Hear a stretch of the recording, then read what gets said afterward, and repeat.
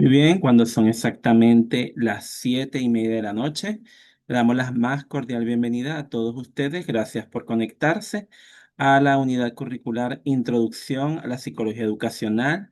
Hoy estaremos abordando nuestro segundo encuentro síncrono, donde profundizaremos cada uno de los elementos que se encuentran presentes en la segunda unidad temática que corresponde a esta unidad curricular. Quien les habla, el licenciado Omar González, su tutor influencer, y estaremos ahondando todo lo que tenemos previsto para esta unidad, incluyendo la actividad sumativa correspondiente a la misma.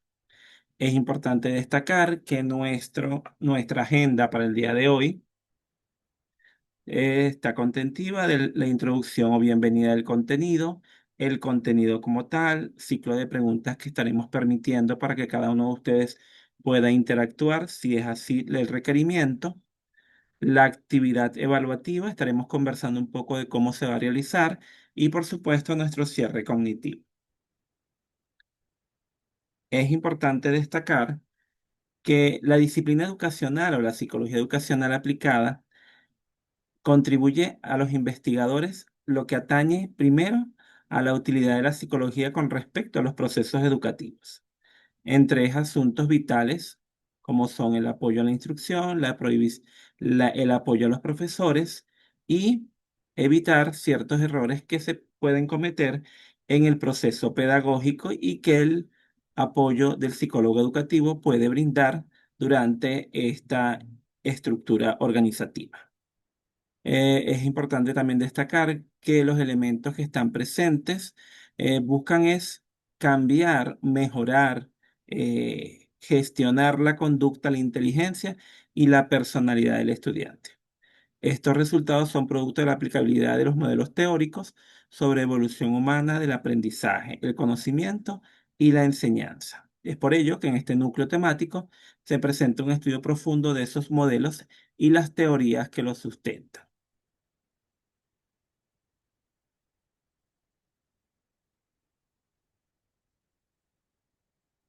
Fíjense que podemos iniciar con lo que establece Schrott 2012, donde especifica que los niños avanzan a través de una secuencia de etapas invariantes del desarrollo más o menos al mismo tiempo, donde el ambiente proporciona las oportunidades para crecer, pero no ejerce una influencia directa.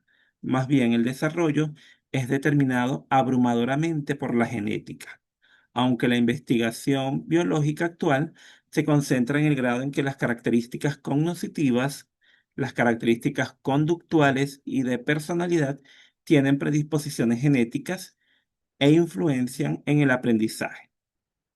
Y posteriormente, cómo han ido evolucionando estos modelos evolutivos del desarrollo. Entonces, fíjense que para ello vamos a ir estudiando las teorías y modelos en las etapas evolutivas del aprendizaje.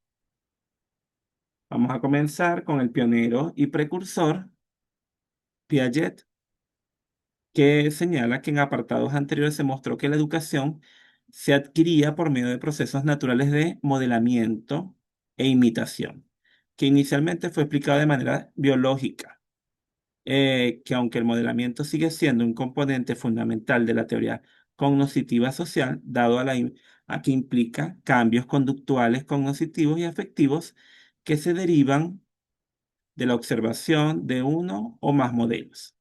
Ya cuando iniciada la construcción de las teorías educativas que presenta otra versión de la construcción, resalta Piaget con una versión distinta de la imitación relacionadas al desarrollo humano. Detalló tendencias básicas del pensamiento que son funciones invariantes que se heredan y destacan eh, posiblemente de la siguiente manera. Fíjense que para Piaget, la organización permite el ordenamiento de la información y la experiencia en sistemas o categorías mentales. Y esto a su vez permite la adaptación, que es el ajuste al ambiente, mediante esquemas que son sistemas o categorías mentales de percepción y de experiencia. Por otra parte, nos habla de la asimilación, que es el acto de ajustar la nueva información a los esquemas existentes. Y eso se da mediante un proceso de acomodación, que es la alteración de los esquemas existentes o creación de otros nuevos en respuesta a la nueva información. Por su parte, también nos habla del equilibrio, que es la búsqueda del equilibrio mental entre los esquemas cognitivos y la información del ambiente, para entonces poder generar un estado que ocurre cuando una persona se percata de que de manera actual de pensar no funciona para resolver un problema o entender situaciones, sino que por el contrario, tiene que generar una transformación en el pensamiento para poder lograr el objetivo que se tiene previsto.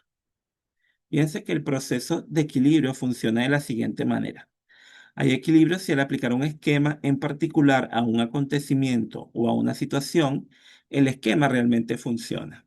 Pero si el esquema no produce un resultado satisfactorio, entonces hay un desequilibrio y nos podemos sentir incómodos. La incomodidad nos motiva a buscar una solución mediante la asimilación o la acomodación, con la que nuestro pensamiento cambia y por supuesto avanza. Para equilibrar nuestros pensamientos y nuestros esquemas de comprensión del mundo y los datos de este, asimilamos continuamente nueva información mediante nuestros esquemas y acomodamos el pensamiento, siempre y cuando que los intentos desafortunados de asimilación produzcan un desequilibrio. Para ampliar esta información, es interesante que vean lo que está contentivo en el aula de los videos que explican a profundidad esta información. Fíjense que también otro elemento interesante de Piaget es que él nos habla de las etapas del desarrollo y nos habla de cuatro grandes etapas que son importantes conocer. En primera instancia nos habla de la etapa sensoromotora, que para él es la primera etapa del desarrollo cognitivo. En esta etapa, que dura desde el nacimiento aproximadamente hasta los 2 años, recordando que esta edad puede variar, los infantes exploran el mundo a través de los sentidos y las actividades motoras. Por lo tanto, los bebés aprenden a través de la experiencia directa y no tienen un pensamiento simbólico o abstracto. Están primero en esa etapa de conocer, de observar, de verificar todo lo que los acompaña en su entorno. Después nos habla que la segunda etapa es la etapa preoperacional. Y cuando habla de esta etapa, que aproximadamente es de los 2 hasta los 7 años, igualmente, esto puede variar de un individuo a otro, los niños comienzan a utilizar símbolos y el lenguaje para representar objetos y eventos, pero todavía tienen dificultad con el pensamiento lógico y abstracto. Y en este caso, los niños en esta etapa son egocéntricos y tienen dificultad para ver las cosas desde otra perspectiva más que la de ellos. Entonces observamos que en esta etapa ellos solo están empezando a comunicarse y aunado a eso, para ellos, lo que los rodea tiene una relación directa con ellos, pero esa relación directa todavía no es entendible. Posteriormente nos habla de la etapa operacional concreta, que él la denomina como la tercera etapa, que dura desde los 7 hasta los 12 años. En esta etapa el pensamiento se vuelve más lógico y los niños pueden realizar operaciones mentales reversibles, como la conservación de la masa y el peso. Sin embargo, también es importante destacar que los niños en esta etapa todavía tienen dificultad para pensar de manera abstracta o hipotética. Todavía tienen un pensamiento eh, muy rudimentario. Finalmente, tenemos la etapa formal, que la denomina como la cuarta etapa, que dura desde los 12 años de edad hasta la adultez. Y en esta etapa los adolescentes pueden razonar abstractamente y considerar múltiples perspectivas en un problema. Los adolescentes pueden pensar de manera hipotética y deducir consecuencias lógicas a partir de hipótesis.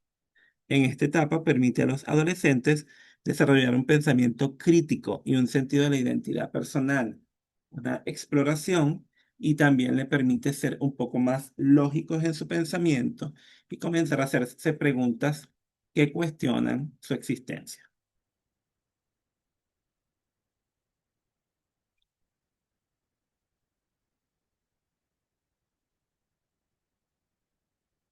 Seguidamente, tenemos otro autor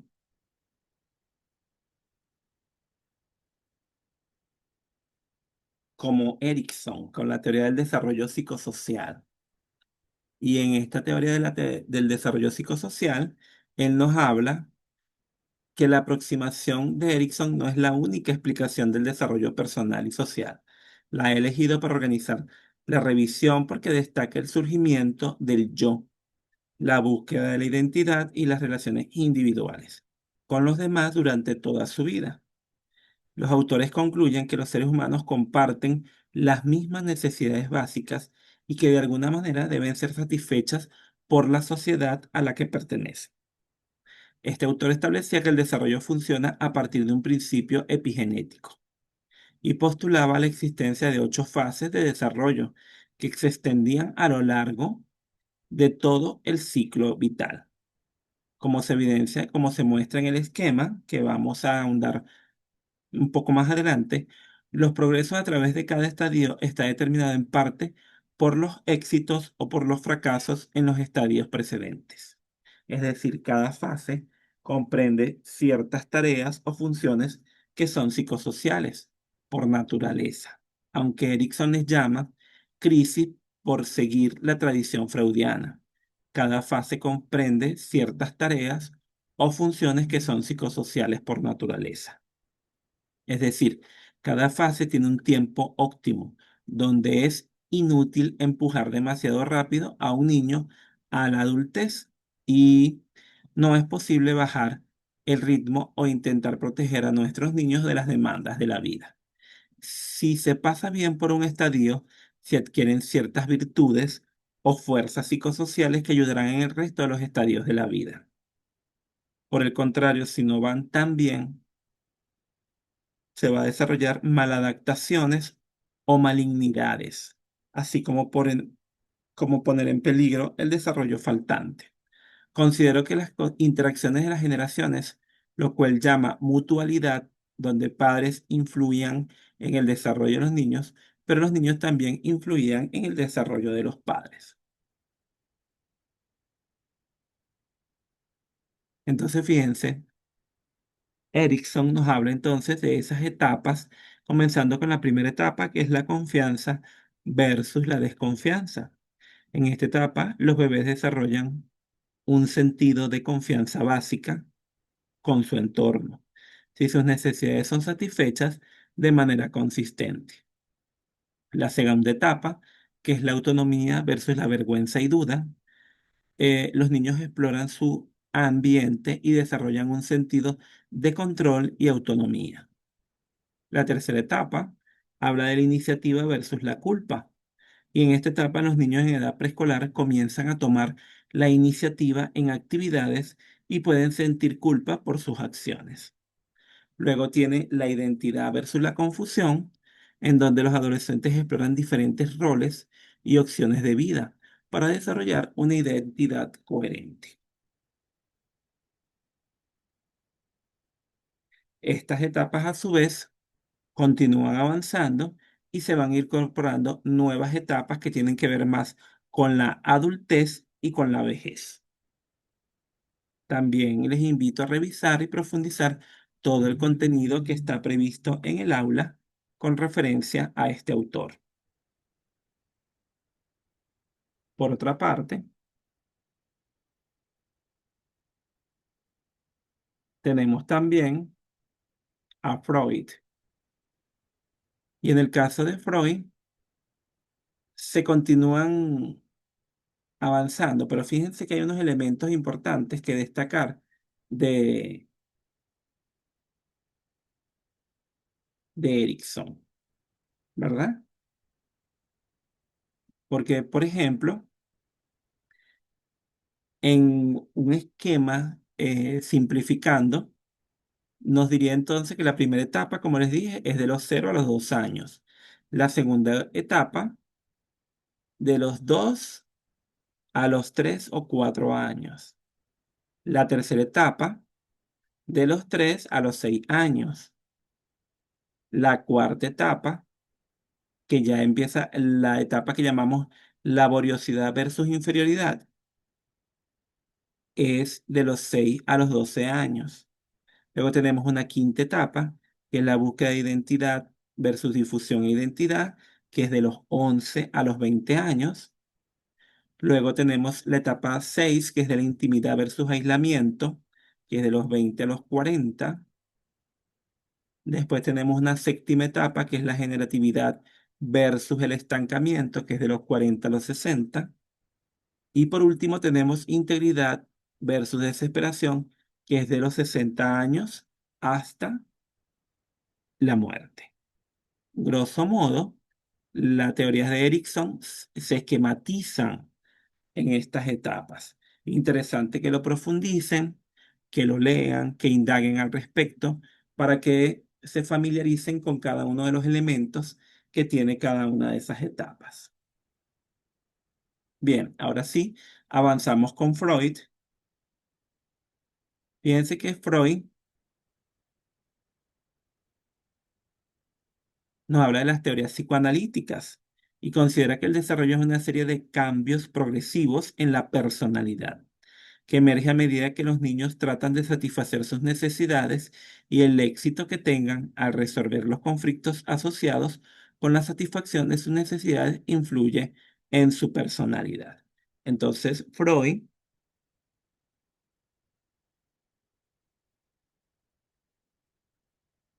tiene sus etapas, ¿verdad?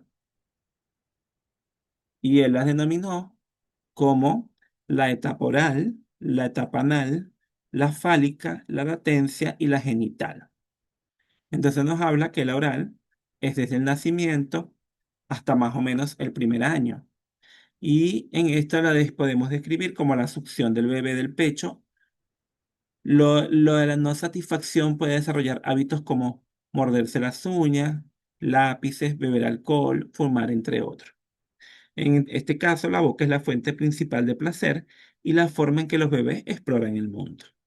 Posteriormente, del 1 a 3 años, están en la etapa anal, que se relaciona con el control de los esfínteres. La no satisfacción puede expresarse, por ejemplo, en el desarrollo de una compulsión por la limpieza. Los niños experimentan placer y control a través de la eliminación y retención de las heces. Luego tenemos la etapa fálica, donde se puede desarrollar el complejo de Edipo o Electra y comienzan a mostrar interés sexual con sus padres. Se relaciona con la manipulación de los genitales, aparecen fantasías sexuales con los padres, el complejo de Edipo y Electra, como les dije, las, eh, se adoptan las características del padre y con la que aparece la instancia psíquica del superyo. Luego tenemos la etapa de latencia, que desaparecen los impulsos sexuales, el superyo se desarrolla más, con lo que aparecen los valores sociales. Fíjense que la energía sexual se sublima y los niños se enfocan en desarrollar habilidades y relaciones no sexuales. Y tenemos también la etapa genital, que es la adolescencia, los cambios biológicos de la pubertad, los impulsos sexuales, se integra hacia una sexualidad adulta madura.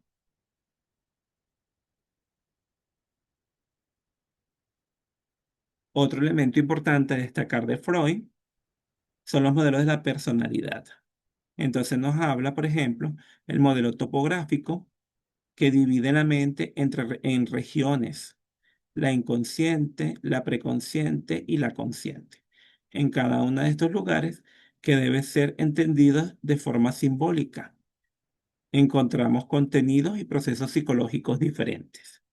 Por otra parte, tenemos el modelo dinámico, que hace referencia a un conflicto entre dos fuerzas que se producen en la mente, los impulsos o fuerzas instintivas que buscan la gratificación y las defensas que procuran inhibir a los anteriores. También tenemos el modelo económico. El concepto fundamental del modelo económico es la personalidad es el de la pulsión, que se puede definir como un impulso que favorece que la persona busque un fin determinado. También tenemos el modelo genético, cual su concepto fundamental es el de la pulsión, en fin, como un impulso de favorecer de la persona busque un fin determinado. El modelo estructural destaca la separación de la mente en tres instancias que se desarrollan a lo largo de la infancia: el ello, el yo y el superyo.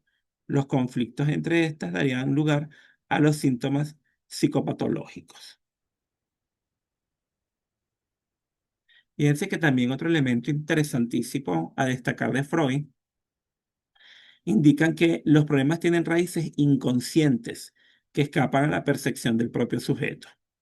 Muchos de los problemas de los adultos tienen sus raíces en la infancia, particularmente en los primeros años de desarrollo, puesto tienen que ver con las dificultades encontradas por el niño para dar satisfacción a sus necesidades. El origen y desarrollo de esas insatisfacciones quedan como semillas cerradas en el interior del inconsciente. Por lo tanto, se necesita un tipo de análisis especial de la psiqui que permitirá a la parte inconsciente manifestarse si que se altere mucho la parte consciente, de donde el psicoanálisis deberá rescatarlos para liberar al paciente de estas tensiones y problemas. Otro aspecto resaltante de la teoría de Freud es el estudio de la estructura tripartita de la personalidad, como les dije anteriormente, el ello, el yo y el superyo. Dicha estructura no se identifica con la división del inconsciente, preconsciente o inconsciente. Sin embargo, toma el nivel inconsciente como punto de partida para el desarrollo de esta teoría. Estos tres componentes tienen en común las siguientes características.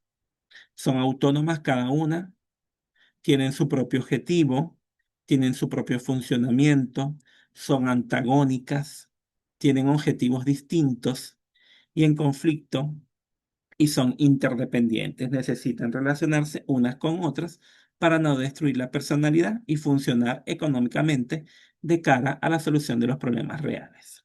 Igualmente, en el aula hay algunos enlaces que pueden revisar para profundizar un poco más al respecto.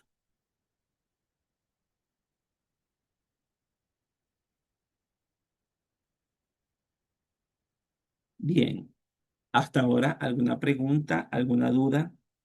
Vamos a dar 2 minutos por si ustedes tienen alguna pregunta. Es el momento de hacerla.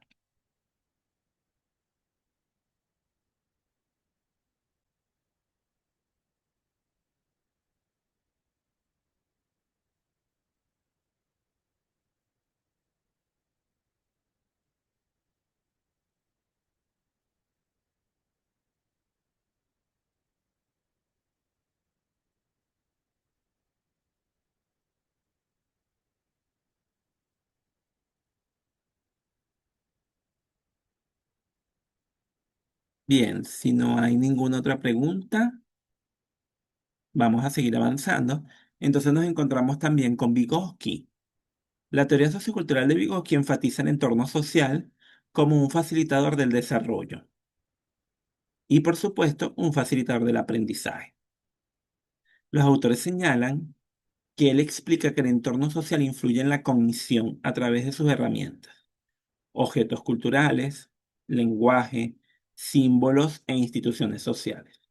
Dentro de los conceptos fundamentales, tales como el discurso privado tiene una función de autorregulación, que esto a su vez permite que el individuo pueda defenderse ante las situaciones y superar dificultades. Las verbalizaciones pueden aumentar el aprovechamiento de los estudiantes si son relevantes a la tarea y no interfieren con el desempeño. Otro elemento importante que destaca Vygotsky, la autorregulación que influye la coordinación de procesos mentales como la memoria, la planeación, la síntesis y la evaluación. Y por último, señala la internalización de los procesos que a su vez genera la regulación. Entonces, fíjense que Vygotsky, su elemento fundamental es en la zona del desarrollo próximo. Es decir, lo que se sabe y esa zona del desarrollo próximo genera habilidades que se le permite dominar a través del mismo, lo que puede orientar el acompañamiento y apoyo a unas personas con conocimiento.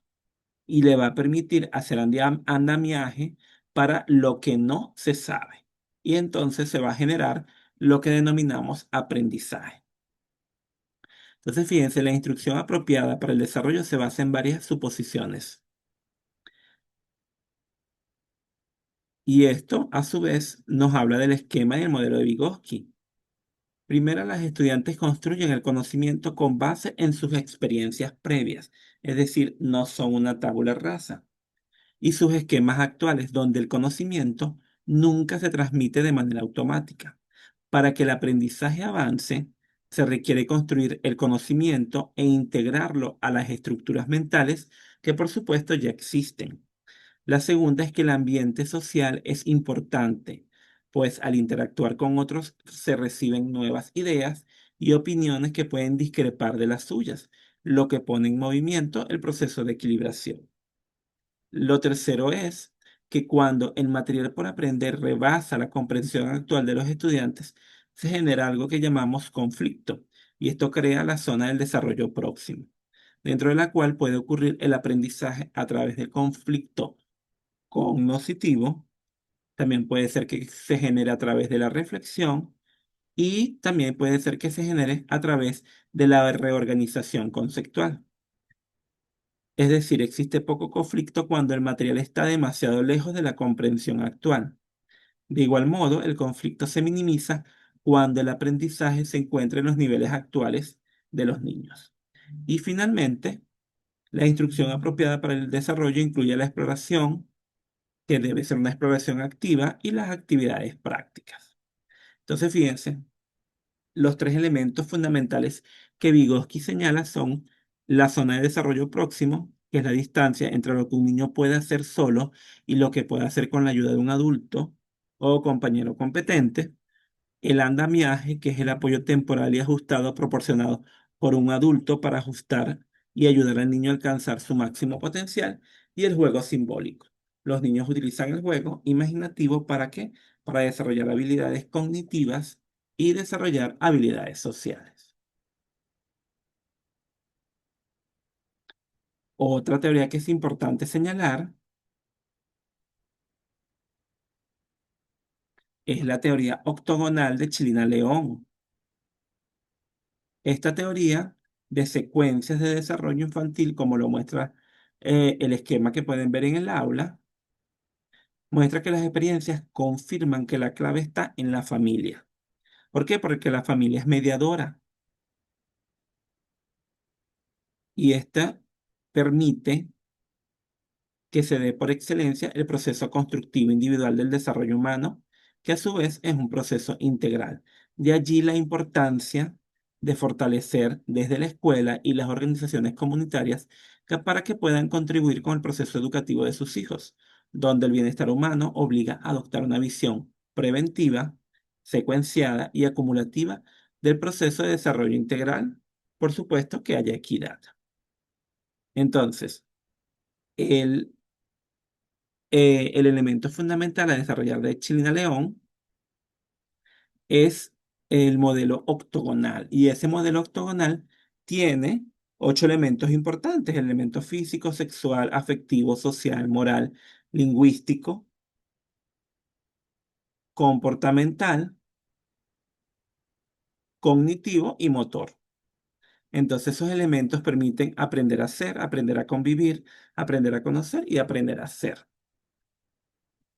Fíjense que ella señala que el desarrollo infantil integral es un proceso complejo, holístico, multidimensional, multideterminado, continuo, secuencial, jerárquico, cultural, compensatorio e intergeneracional, que ocurre en medio de cambios evolutivos que acontecen durante la niñez, producto de la interacción entre factores orgánicos, ambientales, instruccionales y decisiones personales, seleccionando indicadores claves del desarrollo y jerarquizarlos para formar secuencias que describen el proceso de cambios requeridos para lograr competencias categorizadas en el famoso modelo que ella denomina el modelo Moody, que es el esquema octagonal.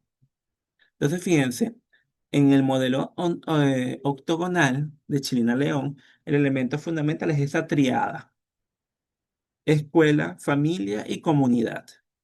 Y esa triada tiene entonces al niño como centro, y ese niño como centro tiene esos 8 elementos que señalé anteriormente, y esos 8 elementos son cubiertos por esos 3 factores, y esos 3 factores a su vez lo cubren, pero también cuidan que se dé una integración, como dije anteriormente, que cubra todos los elementos señalados.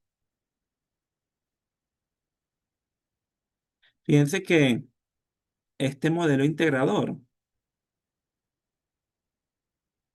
se busca conocer todos los elementos del niño, por ejemplo, el desarrollo físico, la talla, peso, circunferencia cefálica, circunferencia braquial, dentición, integración neuropsicológica, cuando hablamos en eso. Con respecto al desarrollo sexual, se relaciona con la identidad sexual, con el género, con los relojes sexuales, con la reproducción, con la función. En atención al desarrollo cognitivo, hace una ubicación ante el proceso de cambios en los mecanismos que posibilitan el conocimiento y la adaptación al medio, es decir, percibir, atender, discriminar, memorizar, conceptualizar, razonar, resolver problemas y tomar decisiones. Enfoca en el desarrollo afectivo procesos de cambio que permiten definir el sistema del yo, esto es la interacción entre el autoconcepto, el autocontrol y, por supuesto, la autoestima. El aspecto del desarrollo social es el proceso de adquisición de destrezas que permiten al niño comportarse de conformidad con las expectativas de su grupo de referencia. El enfoque en el desarrollo del lenguaje, donde está presente la adquisición de un sistema lingüístico que permite al niño comunicarse. Y en el ámbito moral, es la interiorización de las normas morales, familiares, escolares y culturales. Fíjense que también en la variable social es la apreciación de los padres sobre una serie de aspectos ambientales que pueden funcionar como protectores o de riesgo en el desarrollo infantil con base en la comunidad, escuela y familia. También les invito a revisar el material que está allí en el aula para profundizar al respecto. Otro autor que es importantísimo resaltar es Bronfenbrenner, que él habla de la teoría bioecológica. Explica los procesos y contextos del desarrollo humano, el cual ocurre por la interacción entre una persona en crecimiento y 5 sistemas circundantes.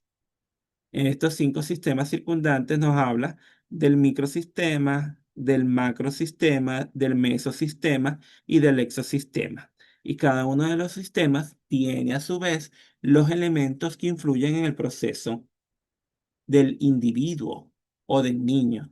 Entonces, eso nos habla, por ejemplo, que en la primera instancia está el microsistema, que es una influencia bidireccional.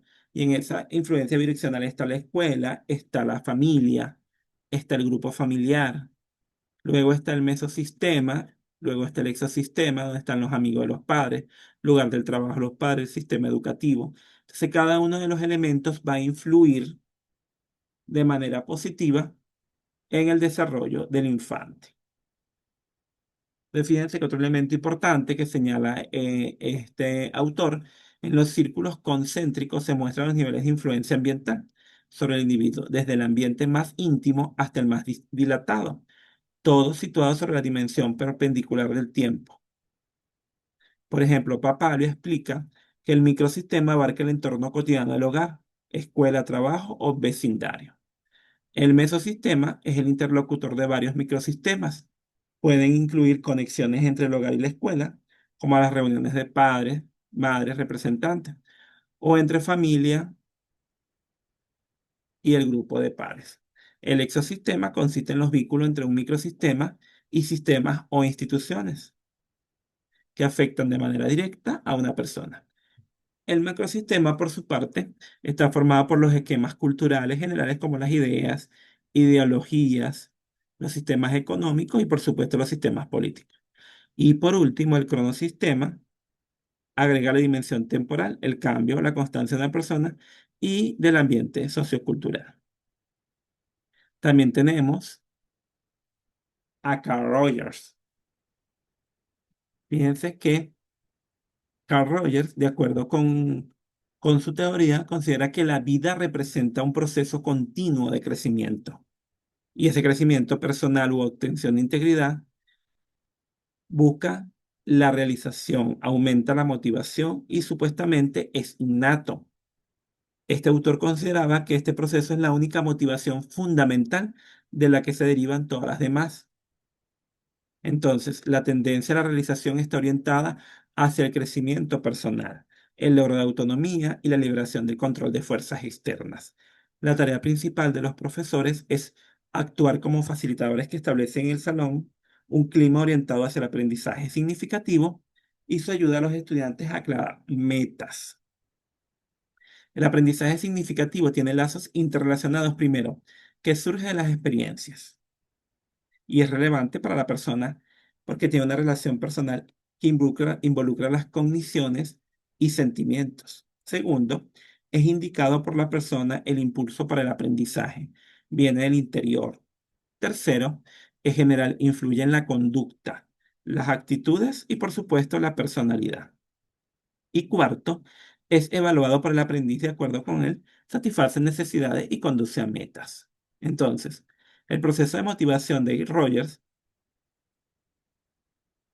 es necesidad, la necesidad que mueve a la persona, produce una reacción a fin de que de satisfacer las necesidades, que es alcanzar una meta o reducir una necesidad. Fíjense que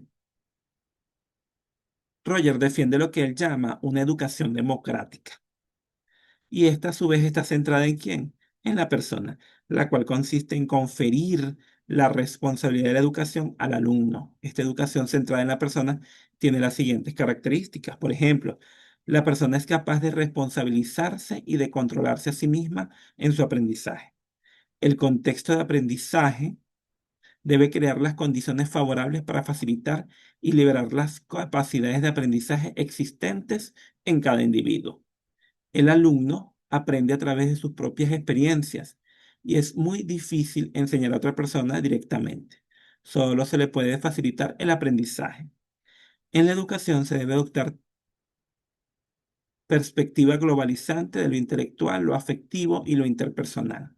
El objetivo central de la educación debe ser crear alumnos con iniciativa y autodeterminación que sepan colaborar solidariamente con sus semejantes sin que con ello dejen de desarrollar su individualidad. Bien, ¿alguna pregunta hasta ahora? ¿Cómo vamos? ¿Alguna duda, alguna interrogante?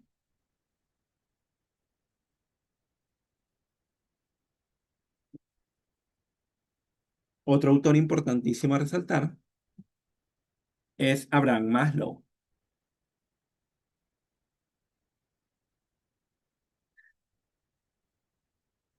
Y en el caso de Maslow, considero que la mayor parte de la acción humana representa un esfuerzo por satisfacer necesidades, las cuales se presentan en niveles jerárquicos. ¿Se recuerdan la pirámide de Maslow? Bueno, esa famosa pirámide que busca cómo se ordenan las necesidades y cómo pueden influir en la conducta antes se debe haber satisfecho de manera adecuada cada necesidad del orden inferior.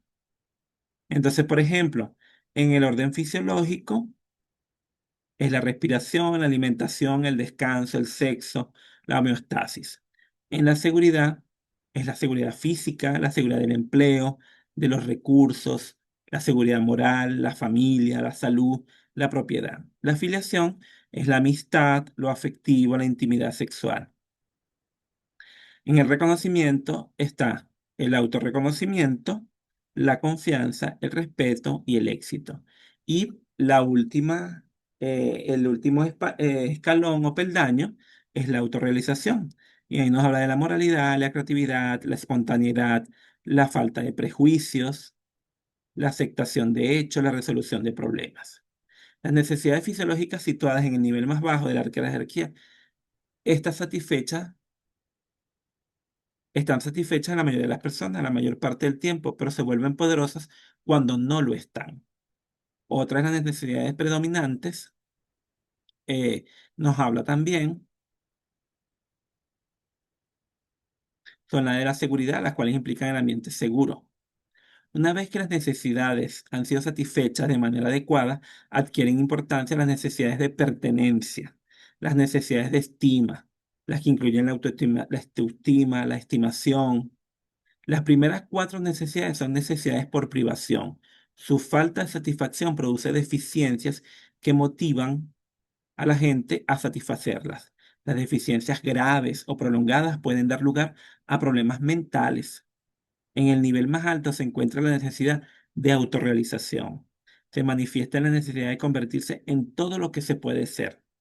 Por eso es que Maulo enfatizó que la conducta no es motivada por una deficiencia, sino por un deseo de crecimiento personal. Los docentes, al situar la falta de necesidad de un estudiante, podrán entender su conducta. Fíjense lo importante y significativo. También tenemos a Peterson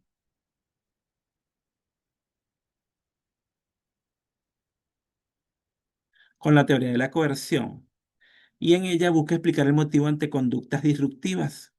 Esas conductas que presentan algunos niños, tales como llorar, también podríamos decir gritar, patalear. Esta teoría postula que las conductas coercitivas son resultados de un esfuerzo o de un refuerzo positivo a los niños y un refuerzo negativo a los padres. Estas conductas se mantienen en el tiempo porque son reforzadas. Los padres, sin darse cuenta, muestran una tendencia a atender a los niños solamente cuando llevan a cabo estas conductas inapropiadas. Sin embargo, tienden a desatender aquellas que sí resultan adecuadas. El niño aprende que para conseguir lo que quiere tiene que portarse mal.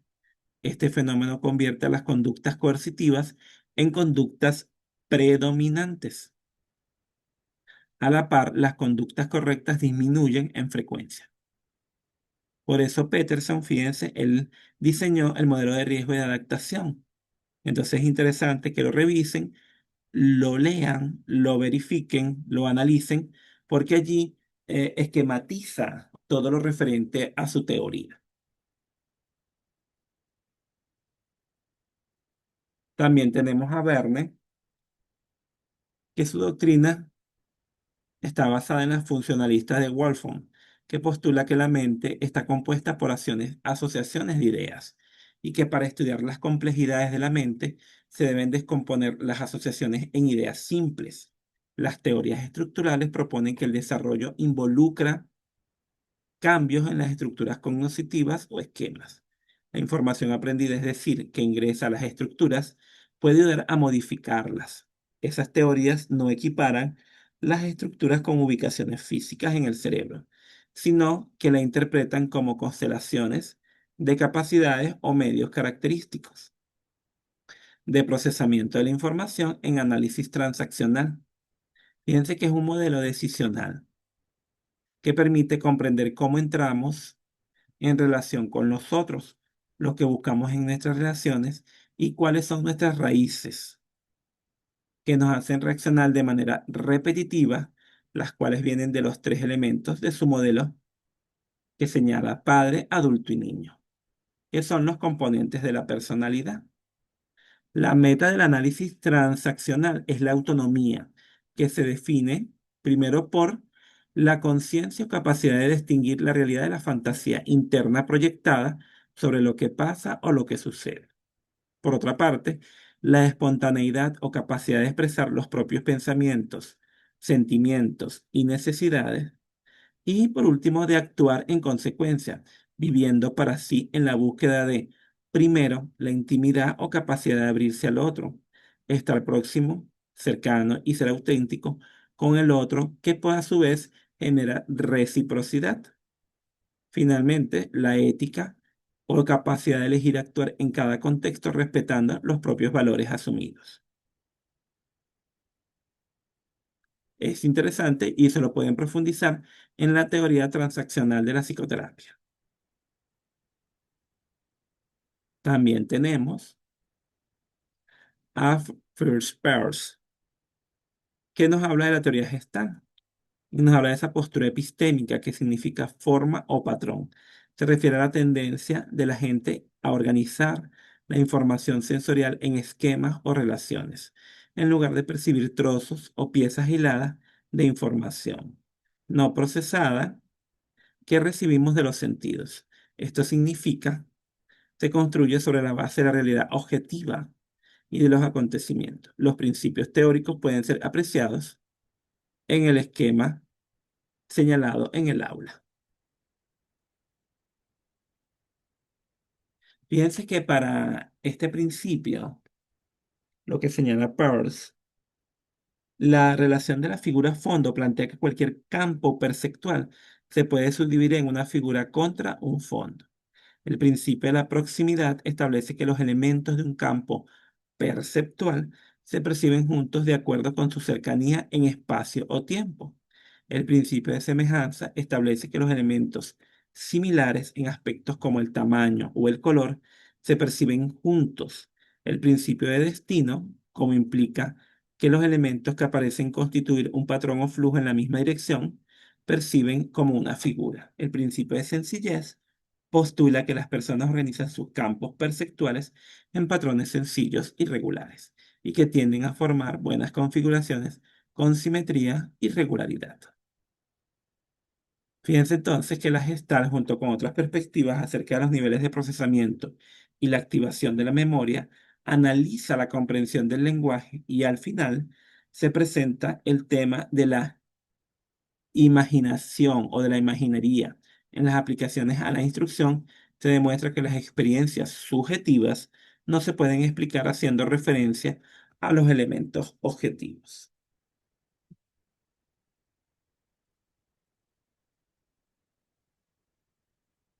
Entonces, fíjense que estos modelos evolutivos en la psicología tienen sus explicaciones y cómo cada uno busca dar respuesta a los fenómenos que se presentan en la cotidianidad y en el desarrollo o crecimiento del niño. Bien, ahora vamos a verificar cómo vamos a realizar nuestra actividad sumativa. Fíjense que para esto tenemos la realización de un análisis comparativo de teorías evolutivas.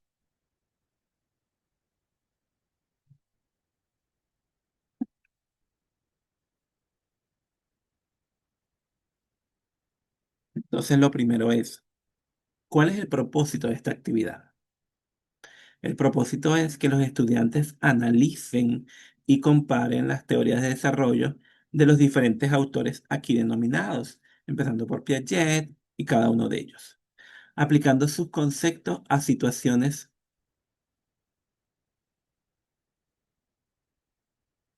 concretas en el proceso de enseñanza y aprendizaje.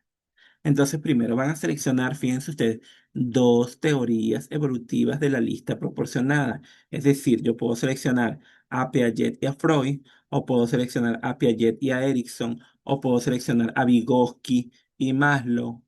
Dos, solamente voy a señalar dos teorías. Vas a investigar y resumir cada teoría en un documento escrito. Entonces, ¿qué nos dice esto? Vamos a hacer un trabajo escrito incluyendo los siguientes elementos. Resumen de los conceptos claves de la teoría, de cuáles de las dos teorías que seleccioné. Las etapas o fases del desarrollo según la teoría. Ejemplos de cómo se manifiestan estos conceptos en el comportamiento humano. ¿Cuáles conceptos? Lo que señala la teoría con la cual usted va a trabajar. Posteriormente, tengo claro esa parte, voy a seleccionar una situación educativa concreta. Por ejemplo, un aula inclusiva, un programa de tutoría, un taller de desarrollo, cualquier situación educativa. Y va a analizar cómo puedes aplicar esas teorías seleccionadas en esa situación. ¿Cuáles elementos debes tomar en consideración? Estrategias de enseñanza-aprendizaje basados en la teoría. Actividades o recursos que se podrían utilizar. Posibles desafíos y cómo abordarlos desde la perspectiva de la teoría. Después que tienes tu trabajo elaborado, que tienes todos los elementos desarrollados, que estás claro, que has hecho tu análisis, tu acercamiento, tu resumen, que has aplicado a la situación hipotética que desarrollaste, vas a preparar una presentación oral de 10 minutos. Y esa presentación, a su vez, tiene que tener unas diapositivas que pueden ser en PowerPoint, pueden ser en Prezi. En la presentación debes introducir brevemente la teoría seleccionada, explicar cómo aplicarla a cada teoría en la situación educativa que elegiste, destacar los aspectos más relevantes y las conclusiones de tu análisis. Entonces, ¿qué vas a entregar? Tu informe escrito y tu presentación donde estás grabado. Es decir, o que tienes el audio o tú mismo apareces allí con tu presentación.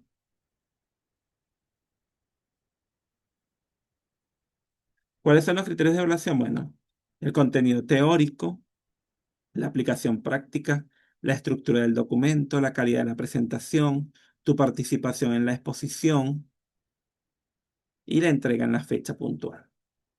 Lo más importante, por favor, eviten plagiar información de Internet, porque entonces cuando se está realizando la revisión, entonces, por ejemplo, trabajaron con una situación específica y observo que se reitera la misma situación. Entonces, por favor, les invito a revisar diferentes materiales, a generar su situación hipotética, a ser creativos y productivos en su trabajo. Allí tienen cómo se va a entregar, lo mismo que siempre tenemos ubicado en cada una de las actividades. Si tienen alguna duda, alguna pregunta, alguna interrogante, no duden en comunicarse por las vías previstas para tal fin. Bueno, sin más nada que decir, gracias por haberse conectado. Nos mantenemos en contacto. Que tengan una reconfortante noche.